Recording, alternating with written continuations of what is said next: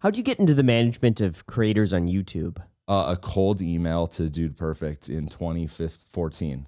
That's how I got into it. So I didn't have any help or hand holding. I had to learn this all by myself. There wasn't a book that I could read of like how to get into this. And at the time in 2014, people weren't really managing YouTubers. It was more like MCNs at that time, and they were just rolling up creators. And so I tell people this all the time. If you want to get into talent management, just start small. Go find a creator whose content that you really like, that has 100,000 subscribers, that you're willing to bet on, and just hopefully you get along with them, and hopefully you guys hit it off. And you should just start working for that person and being their manager. That's how I would tell someone to get in the business. But you were in sports before, so why did you leave sports to go for YouTube? My cousins, they were watching. So I was working with amazing, like I was working with like Barry Sanders and Marcus Allen, like amazing Hall of Famers, Heisman Trophy winners. And when I met Dude Perfect, at the time, I was loving working as an NFL sports agent, but I just thought that, you know, I was a little concerned that they weren't taking advantage of Twitter and YouTube and these different social mediums that were popping up. And so when I met Dude Perfect, it was just like a breath of fresh air of someone that was actually like living on the internet, creating content every day, being in like the attention. And so when I spoke to my little cousins about it, the first question was like, hey guys, do you know who Dude Perfect was? And they flipped out. And Dude Perfect at this time only had like 2 million subscribers. They were small. And I just kind of knew like, okay, if my 9-year-old cousins are freaking out about this creator, they have no idea of like any of the football players that I worked with at the time, didn't know any of them, didn't care. And it's just kind of hit me that like, okay, this is where I think the attention's going. This isn't going to stop. YouTube's going to continue. More channels are going to continue to pop up. And it was just something I dove into, left my job as a sports agent, which I tried very hard to get into. And that's when I lived in Las Vegas. And I think everyone in my life kind of thought I was crazy because YouTube in 2014 wasn't really a job. Like people didn't think it was a business yet. And so it's like, just kind of had to prove myself over those like 2 years. How'd you prove yourself with Dude Perfect though? It was just providing value. It was so the interesting conversation I had with them really early on was I thought they were doing a really good job with basketball, football, like traditional sports, but they were missing golf, soccer, some of these other things that I thought they should be doing trick shots in. And so I went to Callaway Golf and I spoke to the CMO and I convinced them to spend a lot of money on like multiple Dude Perfect videos. And then they started making golf trick shot videos. And the first one was with Jamie Sadlowski, he won the long drive championship.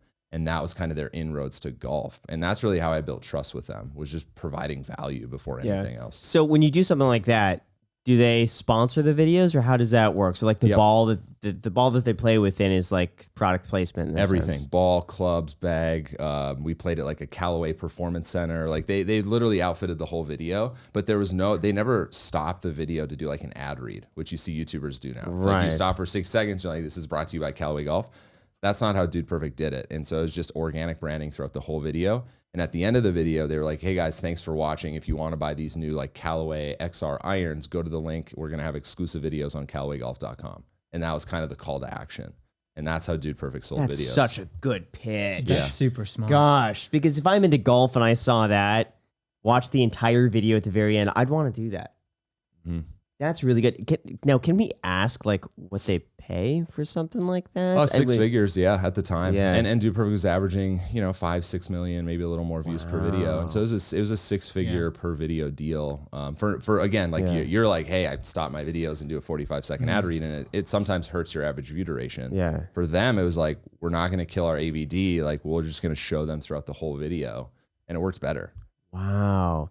So from there, what do you take from something like that? Like a percentage, right? I take it, is it a percentage? Yeah. So okay. How talent managers usually work is they take a percentage of income. It's similar to an agent, right? Where revenue brought in or found money is then commissioned, right? And so that's how I made all my money with Dude Perfect, which is commissionable income. Wow. That's super interesting. I see a lot of parallels actually between what you did at the time and what I did when I first started working with Graham. Like I just shot him a cold email and basically provided as much value as I could, basically free, because I would effectively take a commissioned amount, based off the money that I brought in for Graham. Yeah. We developed a relationship from there, and then I just tried to provide value and grow the brand in any way that I could. Yeah. That's really interesting. Yeah. And it's different. Like it's to sign like an NFL football player, you have to like travel to the college and watch the games and talk to the parents. It's like a recruiting process. Yeah. That's why I think that there's a lot of YouTube creators out there that need help. They really do. They need help. And so back to like, if you want to be a talent manager, just provide value to a creator that you enjoy, and you'll eventually have yourself probably in a unique position to help that person like you did in the rest of their career.